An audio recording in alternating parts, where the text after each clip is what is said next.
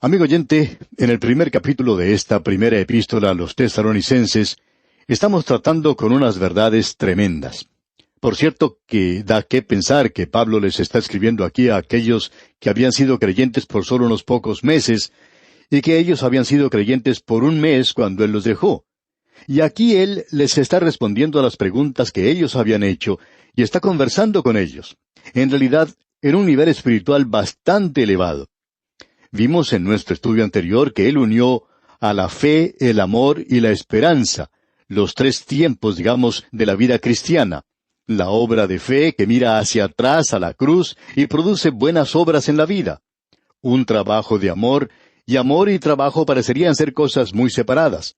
Pero esa es la base y la motivación por la cual el Hijo de Dios tiene que servir a Cristo en el día de hoy. Y eso es para el presente. Y luego mira hacia el futuro. La constancia en la esperanza, eso es algo que la esperanza no produce ordinariamente, y es paciencia.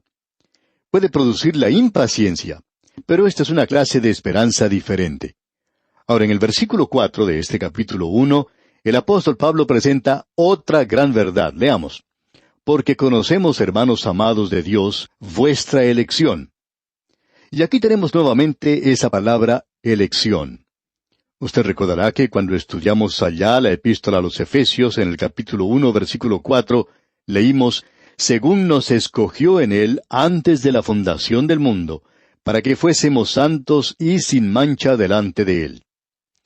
Cuando tratamos este tema anteriormente, recibimos cartas de algunas personas que decían que enfatizamos quizá un poco débilmente este asunto de la elección, que no lo tratamos como debimos haberlo hecho. Otros, sin embargo, pensaban que nos fuimos a un extremo, que fuimos demasiado lejos hablando en cuanto a esto. Y ya que tuvimos estas dos reacciones, la una de un lado y la otra en el otro, llegamos entonces a la conclusión de que quizá estuvimos en lo justo, porque unas personas lo vieron en un extremo y las otras lo vieron en el otro extremo, y estamos seguros que no podemos estar en ambos. Así es que tiene que estar en algún lugar en el medio, y eso debe estar casi justo. Pues bien, de todos modos, aquí tratamos una vez más este tema. El versículo 4, porque conocemos, hermanos amados de Dios, vuestra elección. A Pablo no le molestaba esto de hablar con esta gente en cuanto a la elección. Y aquí una vez más estamos tratando con el lado de Dios del libro de Cuentas. Ese lado que usted y yo no vemos ni llegaremos a ver. Pero hay grandes axiomas de verdades que deben ser señaladas. Quizá usted recuerda que cuando estudiaba geometría, debía aceptar ciertas cosas. Los maestros no trataban de probarlas, simplemente decían, estas cosas son ciertas, usted tiene que aceptarlas. Y una de ellas es que una línea recta es la distancia más corta entre dos puntos. Bueno, nunca hemos tenido la oportunidad de discutir en cuanto a eso. Nadie nunca ha probado eso para mí, sin embargo, existe una proposición de geometría que puede probar eso. De todos modos, hay varias cosas que uno acepta como hecho sin ninguna prueba. Y una de las cosas que usted tiene que aceptar es el hecho de que hay ciertas cosas que usted no puede probar, pero que son ciertas. Con esto en mente, entonces, analicemos lo que nos dice este versículo 4. Leamos una vez más. Porque conocemos, hermanos amados de Dios, vuestra elección. Lo interesante de notar aquí es que Pablo no trata de argumentar en cuanto a esto o probarlo. Él lo declara como un hecho. Bueno, observemos esto quizá desde un punto de vista un poquito diferente. Aquí estamos hablando acerca del derecho soberano del Creador. Debemos reconocer hoy algo que ha sido básico en el establecimiento de la nación norteamericana, por ejemplo. Un país que en los últimos 50 años ha estado bajo el control de hombres que no conocen ni el origen ni el comienzo de esa nación. Y el impacto que los puritanos tuvieron en cuanto a esa nación ha sido algo tremendo. Una de las grandes verdades que los puritanos mantuvieron, y algo que era básico en su estilo de vida, fue el de la soberanía de Dios. Eso está detrás de este asunto de elección. Eso está detrás, en realidad, de todo en la vida el día de hoy. Y ese es el derecho soberano del Creador. Y necesitamos reconocer que Él ha creado este universo. En este momento no nos concierne cómo lo hizo Él. No estamos considerando aquí el relato de la creación en el libro de Génesis. Lo que nos conviene es el hecho de que en el principio creó Dios los cielos y la tierra. Ahora hay aquellas personas que están dispuestas a decir que Él lo creó, pero que le niegan el derecho de dirigir este universo. Le niegan a Él el derecho de darle cierto propósito. Mire, amigo oyente, usted y yo estamos viviendo en un universo que Dios ha creado y que este universo existe hoy para su gloria. En el Sermón del Monte el Señor Jesucristo dijo, «Así alumbre vuestra luz delante de los hombres, para que vean vuestras buenas obras y glorifiquen». ¿A quién? ¿A usted? No, amigo oyente, y glorifiquen a vuestro Padre que está en los cielos. Amigo oyente, usted que es creyente, y a cualquier otro que nos está escuchando en este instante, Dios es el Creador, y este universo existe para su gloria. Él es Dios, y junto a Él no hay ningún otro. Y Él no le pide consejos a nadie. Él está haciendo andar este universo para su propio propósito. Él lo está dirigiendo para su propia gloria. Usted y yo, amigo oyente, estamos viviendo en un universo que en realidad es teocéntrico. Eso quiere decir centrado en Dios. Dios-céntrico, no antropocéntrico. O sea, no es centrado en el hombre, hombrecéntrico. Tampoco es geocéntrico, o sea, centrado en la tierra, sino que es uranocéntrico, es decir, cielocéntrico, centrado en el cielo. Este es el universo de Dios y Él lo está guiando a su manera. Es necesario decir algo más. Dios no es un tirano. Dios es justo. Dios es santo. Y todo lo que Dios hace es justo. Quizá usted no piense de esa manera.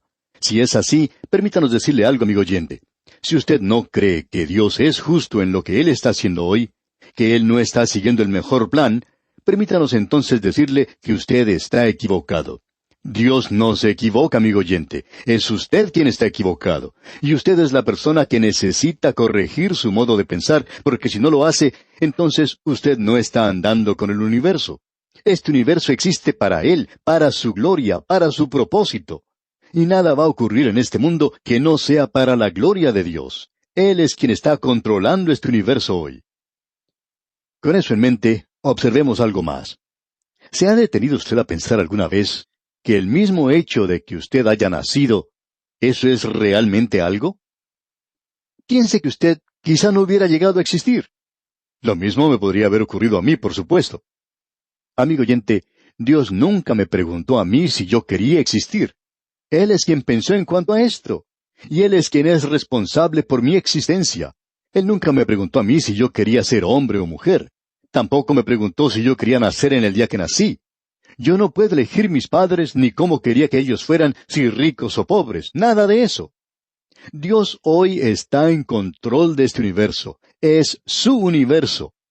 Quizás a usted no le guste esto, pero ocurre que así es.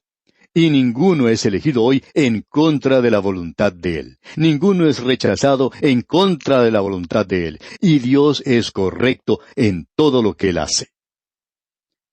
El apóstol Pablo dice en su epístola a los Romanos, ¿hay alguna injusticia en Dios? Y Él no permite ni que usted ni que yo contestemos a esto. Él lo contesta rápidamente diciendo, de ninguna manera. Amigo oyente, Dios está en lo correcto en todo lo que Él hace. Y hoy nosotros necesitamos regresar a ese lugar y reconocer que somos simplemente criaturas. Y cuando usted regresa a ese lugar de que nosotros somos nada más que criaturas, y regresamos a la posición de que usted y yo no solo somos criaturas, sino que también somos completamente depravados, amigo oyente, yo sé que eso no es muy popular hoy. Nos gusta darnos palmaditas en la espalda unos a los otros. Nos gusta decirnos unos a otros lo maravillosos que somos. Es por eso que se hacen banquetes y fiestas tratando de exaltar, de reconocer a una persona que se destaca en esto o en aquello. La raza humana tiene que hacer eso para animarnos y hacernos creer que sí somos algo aquí abajo. Pero nosotros estamos en rebelión contra Dios. Esa es la verdad. Y pensar que Dios siquiera nos ha considerado a nosotros. Hoy no se piensa mucho de aquellas personas, los puritanos, que crearon al país norteamericano como veníamos hablando. Sin embargo, ellos lucharon para que ese país llegara a ser grande. La generación de ahora no lo hizo. Fueron ellos los que lo hicieron. Otros hombres trabajaron y luego otros entraron y disfrutaron de sus labores. Una de las cosas que ellos enfatizaron era la libertad de cada persona a tener su propio juicio privado. Aún este pecador tiene ese derecho. ¿Por qué? Porque ningún otro pecador tiene ningún derecho de hacer una decisión por usted o por mí. Pero la generación del presente no conoce todo esto. Y esa es la razón por la cual es difícil hacer que dé resultado la democracia. Uno no puede hacer que la democracia obre propiamente hasta cuando uno reconozca algo de la soberanía de Dios y hasta cuando uno reconozca que es una criatura y que debe inclinarse ante Él. Quizá a usted, amigo oyente, no le guste este versículo, y si es así, entonces tendrá que argumentarlo con el apóstol Pablo y con el Espíritu Santo realmente. No tiene que darnos argumentos a nosotros. Nosotros no tenemos nada que ver con esto. Si fuera cosa nuestra, quizá hubiéramos puesto las cosas un poquito diferente, más suaves tal vez. Pero lo que él dice en el versículo 4 es esto: porque conocemos, hermanos amados de Dios, vuestra elección. Y repetimos, quizá esto no le guste a usted, pero así es como ha sucedido. Y Dios es quien está en control de este universo. En lugar de salir a la calle en protesta por esto o aquello, ¿por qué, amigo oyente, no se inclina usted ante Él y le da gracias? Porque Él le ha dado a usted su existencia. Porque Él le ha dado a usted la oportunidad de ser una persona con libre albedrío y que pueda hacer una decisión en cuanto a Él. Y aún está en pie su invitación que dice, si alguno tiene sed, venga a mí y beba. Amigo oyente, si usted tiene sed, esa sed profunda, venga a Él. ¿Dice usted que no tiene sed? Entonces olvídese de esto, amigo oyente. Eso es lo que Él está diciendo. Opinamos que Dios está ofreciendo la salvación a este mundo hoy y está diciendo a los hombres y las mujeres que aprovechen esto o que lo dejen de lado. Allí es donde usted puede usar su libertad. Usted o bien le puede elegir a Él o le puede rechazar. Usted tiene que hacer una u otra cosa. Y allí es donde usted tiene libertad de hacerlo. Este es un gran versículo, ¿no le parece? Esto nos da una fortaleza en lugar de ser personas que dudamos y que vamos de aquí para allá sin saber qué hacer. Notemos ahora que el versículo 5 es también un gran versículo. Allí leemos, pues nuestro evangelio no llegó a vosotros en palabras solamente, sino también en poder, en el Espíritu Santo y en plena certidumbre, como bien sabéis cuáles fuimos entre vosotros por amor de vosotros. Preste atención, amigo oyente, a lo que aquí se dice. Pablo está diciendo, ustedes sabían que cuando nosotros llegamos entre ustedes, que éramos nada más que seres humanos débiles, con labios de barro, con lenguas de barro. Y todo lo que nosotros podíamos decir era nada más que palabras. Pero nosotros presentamos la palabra de Dios, y la palabra de Dios vino a ustedes. No solo en palabras nada más, sino en poder. Y notemos esto, en el Espíritu Santo. Ahora, amigo oyente, esto hace de esta tarea que nosotros tenemos, y es un trabajo y nos gusta mucho, esto hace de esta tarea el trabajo más maravilloso en todo el mundo. Nos gusta mucho enseñar la palabra de Dios. ¿Y sabe usted por qué? Porque si yo estoy predicando la palabra de Dios, es nada más que palabras en lo que a mí respecta, y nadie se da más cuenta de esto que yo. Pero permítame decirle que si el Espíritu de Dios toma estas palabras y las usa, entonces, amigo oyente, éstas llegarán a ser poderosas. Es por eso que nos emociona tanto las cartas que nos llegan. Ante nosotros tenemos muchas cartas y las hemos leído. No las podemos compartir todas con usted, por supuesto. Sería bueno si pudiéramos. Pero hay algunas que se destacan, como un hombre del cual nos cuenta su esposa. Ella dice que la primera oportunidad que sintonizó nuestro programa, él se pasó como 30 minutos maldiciendo al predicador. No creemos que haya pensado mucho de nosotros, pero ella continuó sintonizando el programa, y en cierta ocasión él se puso a discutir con nosotros. Y luego ella continuó diciendo, un día me olvidé de encender el receptor, y él me hizo recordar de esto, y luego él escuchó. Y luego, un día él se arrodilló al lado del receptor y aceptó a Cristo como su Salvador. Amigo oyente, usted piensa que eso es porque yo soy un vendedor superior. Usted está muy equivocado. Yo no puedo vender nada. Lo tremendo de todo esto es que el Espíritu Santo de Dios puede usar la palabra de Dios, y allí es donde ponemos nosotros nuestra confianza. Amigo oyente, nosotros no solo creemos y esperamos que usted escuche esto bien atentamente, no solo creemos que la Biblia es la palabra de Dios, que es infalible, y espere un momento, no comience a escribirnos para explicarnos todas las introducciones y todos los problemas en cuanto al texto. Eso ya lo sabemos. Nosotros aceptamos que la palabra de Dios es infalible y que Dios nos está hablando a nosotros. Con eso no se termina la cosa. Seguimos más adelante aún. Creemos que cuando el Espíritu de Dios toma la palabra de Dios aquí, puede llegar a su corazón y al mío. Puede entrar en su vida y en la mía y las puede transformar completamente. Y creemos también que la gente nace de nuevo, no por la debilidad de la carne, no por el decir unas pocas palabras aquí por radio, algunas palabras mágicas, sino siendo renacidos no de simiente corruptible, sino de incorruptible, por la palabra de Dios que vive y permanece para siempre.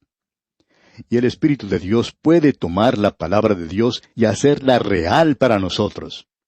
Amigo oyente, creemos que la palabra de Dios es esa clase de cosa. Y no creemos que Él podía tomar, por ejemplo, la guía telefónica y hacer mucho con eso. No creemos que Él pueda tomar el catálogo de ventas de una compañía y hacer algo con eso. Tampoco creemos que el Espíritu de Dios pueda tomar una revista popular de la actualidad y hacer algo con eso. Pero sí creemos que el Espíritu de Dios puede y quiere tomar la palabra de Dios aquí y hacer de esto lo que es, el único milagro que existe hoy. Es por eso que no creemos que haga falta ninguna clase de triquiñuela en este programa. No es necesario que lo pongamos a dormir a usted cantando. Tampoco debemos tratar de atraerle a usted a un lugar muy cómodo. Comenzamos este programa radial con la idea de predicar la palabra de Dios, y no sabemos cuántas han sido las personas que han apagado sus receptores hasta ahora. Pero eso no tiene nada que ver conmigo. Si el Espíritu de Dios no quiere que eso suceda de esta manera, entonces Él buscará a alguien que lo haga de alguna otra forma. Pero mientras tanto nosotros estemos en el aire, vamos a predicar la palabra de Dios como está en la palabra de Dios. Y esta palabra de Dios es milagrosa hoy, y no es necesario utilizar ninguna clase de triquiñuela de las que existen en la actualidad.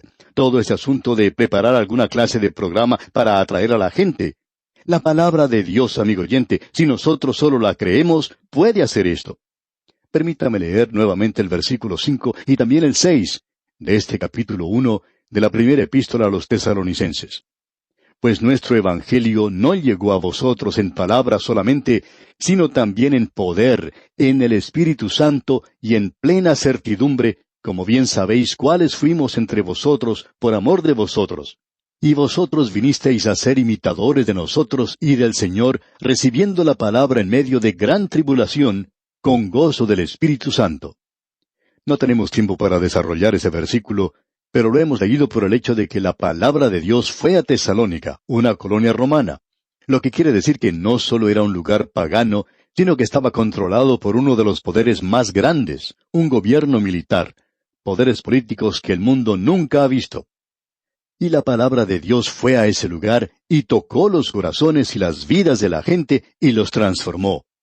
Eso, amigo oyente, eso es lo que queremos decir, y aún puede hacer esto en este mismo día. ¿Cómo me hubiera gustado a mí creer de la forma en que debería haberlo hecho? Esto es exactamente lo que el Señor Jesucristo dijo que sucedería. En el Evangelio según San Juan, capítulo 16, versículos 7 y 8, dice, «Pero yo os digo la verdad, os conviene que yo me vaya, porque si no me fuere, el Consolador no vendría a vosotros, mas si me fuere, os lo enviaré. Y cuando Él venga, convencerá al mundo de pecado, de justicia y de juicio». El Espíritu Santo, amigo oyente, se encuentra hoy en el mundo, y Él es el único que puede convencer a la gente. Yo no lo puedo hacer, ninguna otra persona puede hacerlo. Es por eso que queremos que la palabra de Dios sea esparcida, no solo en palabra únicamente. Y queremos que eso suceda, el hecho de la palabra de Dios. Eso es importante. Pero no necesita embellecimiento. Solo necesita ser presentada y necesita ser comunicada con significado a los corazones y a las vidas de los hombres. Y amigo oyente, si usted que escucha, si usted es una persona que no es salva, si usted escucha, amigo oyente, Jesucristo puede transformar su corazón, puede transformar totalmente su vida, puede darle una vida nueva, una vida eterna. Puede cambiarle a usted de un incrédulo, de un pecador perdido, de un pecador sin esperanza, en un hijo de Dios. Puede integrarle en la familia de Dios. Y eso, amigo oyente, es uno de los milagros más grandes, más poderosos que pueda tener lugar hoy. Y no hay nada con que compararlo.